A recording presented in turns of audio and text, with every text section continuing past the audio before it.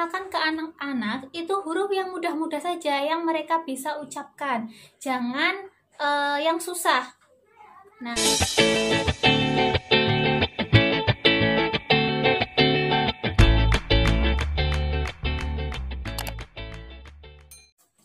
Assalamualaikum warahmatullahi wabarakatuh. Kembali lagi bersama saya Desi. Nah, dalam video kali ini kita akan belajar mengenai parenting ya. Nah, parenting yang pertama kita awali dengan bagaimana mengajarkan balita untuk khatam Al-Quran atau bisa membaca Al-Quran sejak balita gitu.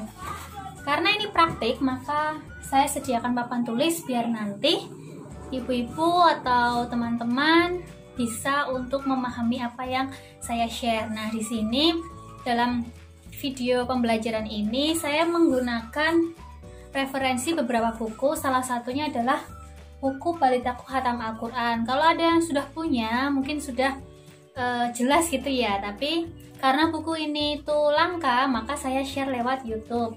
Nanti saya kupas satu persatu berdasarkan buku ini karangan Ustazah Dr. Sarmini LCMA. Jadi ini anak-anaknya diajarkan membaca Al-Quran sejak dini, sejak balita gitu, bahkan sejak dalam kandungan. Nah, mungkin ibu-ibu dan juga teman-teman yang sudah punya anak ataupun adik ataupun saudara biasanya mengajarkan Al-Quran itu dimulai dari Iqra gitu ya.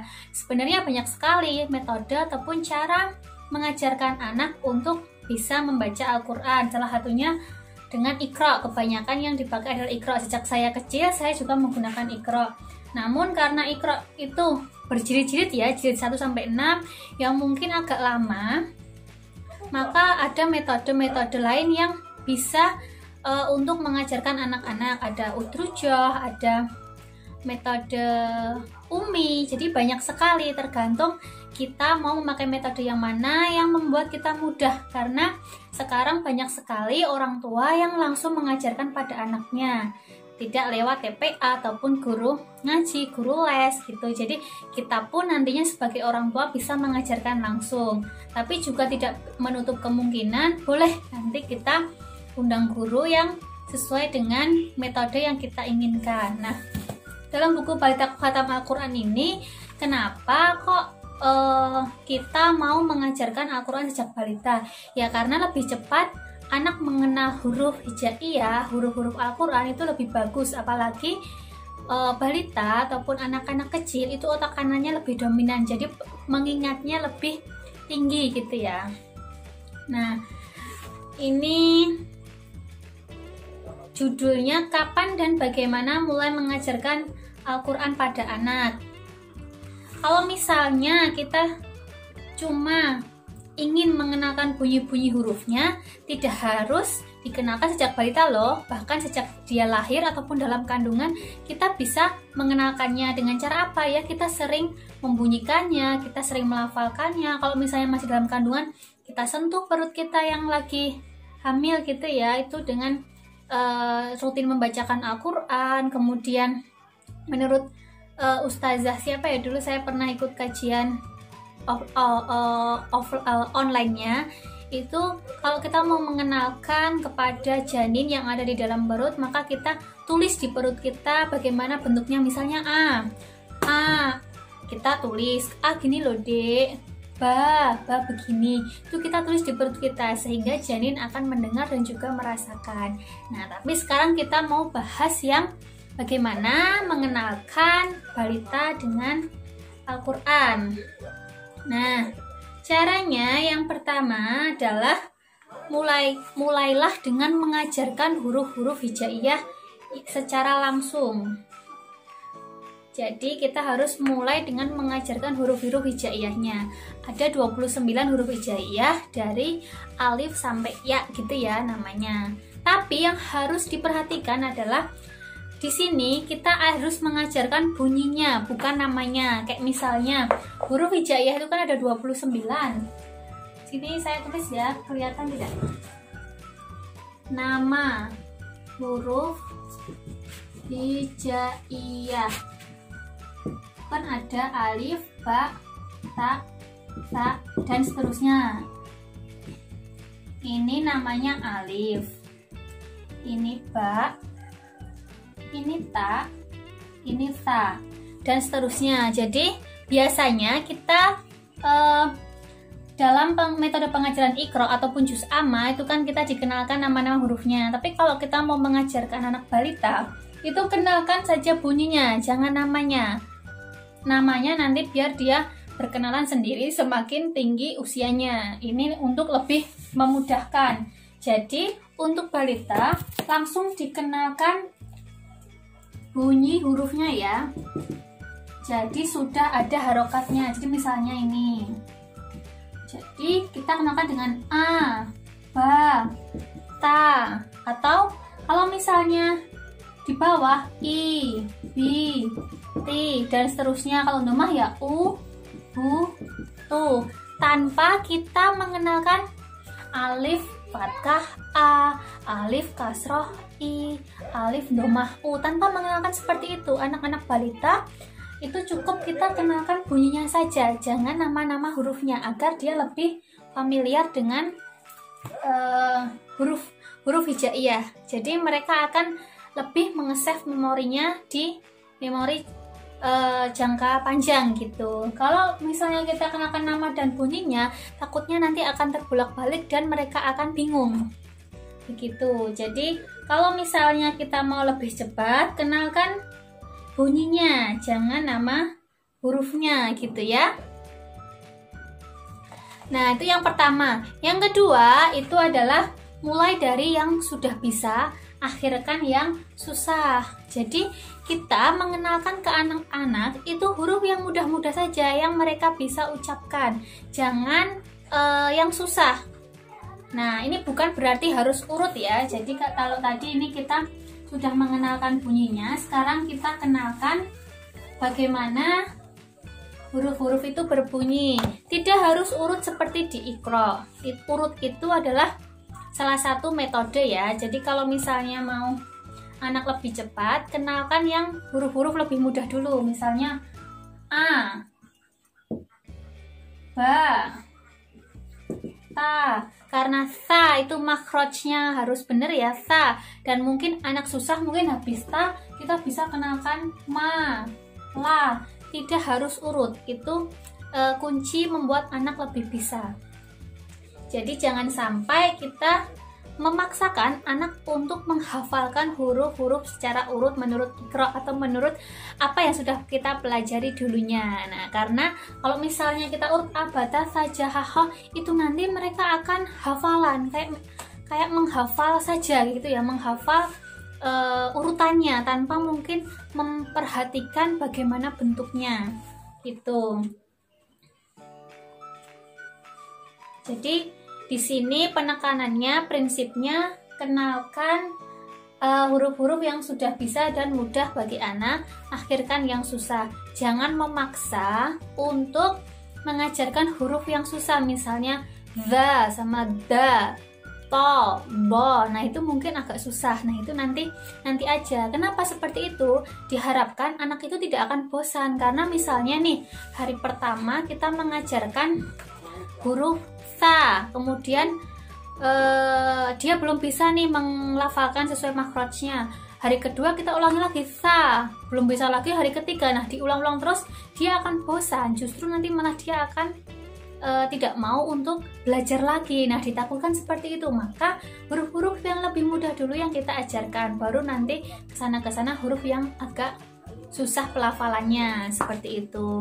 Jadi tetap kita memperhatikan makhrajnya agar anak terbiasa melafalkan huruf hijaiyah sesuai dengan makhrajnya, begitu ya. Kemudian langkah yang ketiga adalah acaklah huruf-huruf yang bentuknya itu mirip atau bunyinya mirip. Jadi tidak harus urut seperti yang nomor 2 tadi juga. Kita bisa mengacak huruf-huruf yang misalnya mirip gitu ya. Ini misalnya ba sama ta, itu kan bentuknya sama seperti kota atau mangkok. Nah, bisa jadi kita mengajarkannya ini di lain hari. Hari pertama ba, hari kedua mungkin la, hari ketiga mungkin habis itu fathah. Jadi jangan sampai kita mengajarkan dua huruf yang nama dan juga bunyinya mirip. Ditakutkan anak nanti susah membedakannya. Jadi harus diacak. Itu. Kemudian yang keempat adalah ajarkan berdasarkan suku kata dengan menirukan, jauhkan teori dan istilah. Jadi ada yang saya singgung di depan tadi, jauhkan dengan teori-teori tajwid dulu. Fathah, kasroh, dhammah itu tidak perlu dikenalkan dulu. Ataupun tajwid ini idhar, halqi, ini idgham, ini dibaca samar, itu dijauhkan dulu saja.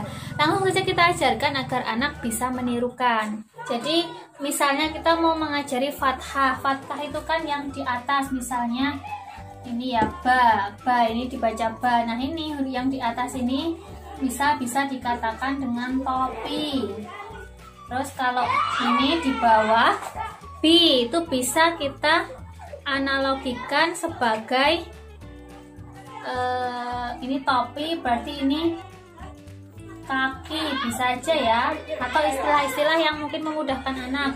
Kalau dhammah misalnya kita bisa analogikan dengan dhammah itu dikasih monyong. Jadi kalau ada tanda seperti ini itu nanti harus monyong, bu gitu, atau cu, lu gitu, biar anak mengingatnya lebih gampang. Kalau misalnya tentang tajwid, misalnya mat gitu ya, kita bilang aja mat itu dibaca panjang. Kalau ada mat maka dibaca panjang. Kalau ada tanda seperti ini di atas misalnya, nah ini mat. Kalau ada tanda seperti ini dibaca panjang banget, kelihatan nggak ya? Nah kalau ada tanda seperti ini kan mat, dibaca panjang banget kayak gitu. Jadi istilahnya yang mudah-mudah dulu saja, jangan memakai teori dulu untuk anak-anak balita agar dia lebih gampang untuk menguasainya.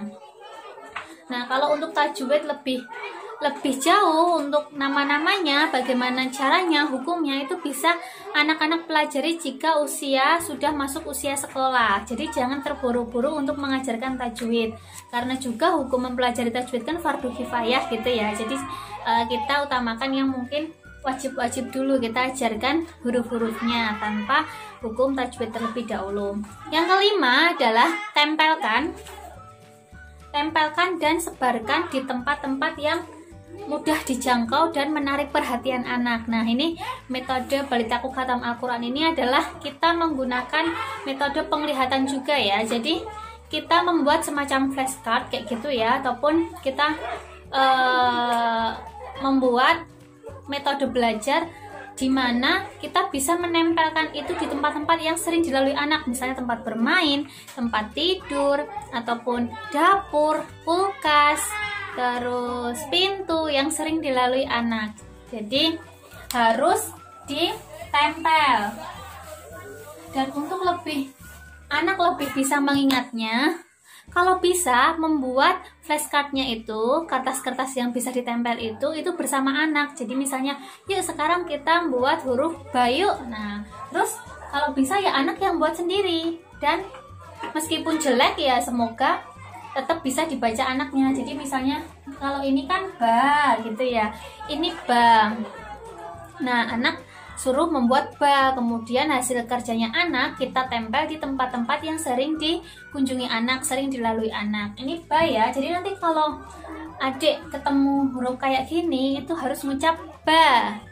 Nah terus jangan sampai huruf-huruf yang mirip itu ditempel di tempat yang sama. Misalnya ini Nah, kalau misalnya ini kita tempel di kulkas, ya ini jangan ditempel di kulkas juga. Misalnya kita tempel di lemari. Jauhkan penempelan huruf-huruf yang sejenis, huruf-huruf yang mirip, dikarenakan nanti takutnya terbalik begitu. Jadi memang ini praktek. Atau kalau misalnya anak-anaknya masih kecil-kecil, kita buat game.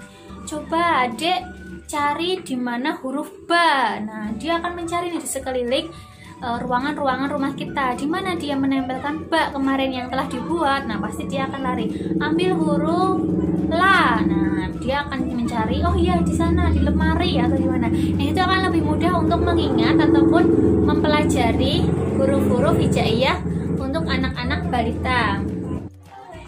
Nah, mungkin itu saja ya yang bisa saya share untuk video kali ini. Semoga bermanfaat. Kita belajarnya sedikit demi sedikit saja. Semoga bisa dipraktekkan juga. Dan ini alhamdulillah sudah banyak yang mempraktekkan gitu ya. Nah, nanti kita coba mempraktekkan buat anak kita. Ataupun kalau belum punya anak ya dipraktekkan ke adik kita yang mungkin sudah mulai bosan dengan metode-metode yang biasa. Nah, coba kita lakukan game ataupun tadi ya metode flashcard tadi untuk adik ataupun anak kita di rumah. Nah, insya Allah kalau memang niat kita benar-benar pengen membuat anak ataupun adik kita ataupun saudara-saudara kita itu dekat dengan Al-Quran, bisa membaca Al-Quran, insya Allah nanti dimudahkan. Sekian video kali ini, jangan lupa subscribe, like, dan juga komen. Nah, bagi yang sudah subscribe, terima kasih dan selalu update dengan membunyikan loncengnya ya. Jangan lupa follow Instagram saya juga di desi_chan. Semoga bisa memberikan manfaat dan share ke teman-teman ataupun ke yang lainnya agar menjadi amal jariah. Kurang lebihnya mohon maaf. Assalamualaikum warahmatullahi wabarakatuh.